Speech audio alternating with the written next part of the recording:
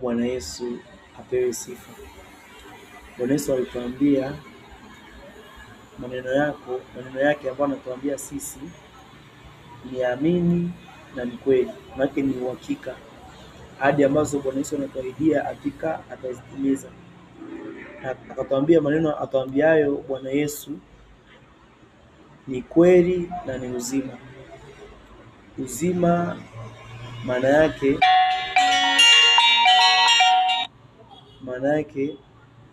yana pumzi ya Mungu, maana yako hai. Kitu kiwezi kuwa kizima kama hakiko hai, kama hakina roho iliyo hai. Kwa maandiko ya Mungu ni roho, maana ni roho, maana yake ni uzima, maana yake yana pumzi, maana yake yana uhai, maana yake yana pumzi ya Mungu. Maana yake yana roho yenyewe ni roho, maana yake yanatenda kazi, maana yake yana roho wa Mungu ndani yake. Hayo maandiko, maana ukisoma yale maandiko yanakupa kusonga mbele, yanakupa uponyaji, yanakupa nguvu. Maana ni roho, yanaishi, yana pumzi. Kwa hiyo maandiko ya Mungu ni roho na ni kweli na ni amini. Ndio maana katika tuliposoma kitabu cha Mwanzo, yule mtu katika ulimwengu wa roho anakuwa mavumbini, kwa sababu neno la Mungu linasema binadamu, kuna mtu alitoka mbinguni, kuna mtu alitoka mavumbini. Kwa hiyo mtu akiwa hana neno la Mungu, yeye ni mavumbi, ametoka udongoni. Ila akipulizwa pumzi ya Mungu ambayo neno la Mungu, maana katika ulimwengu wa roho anakuwa hai.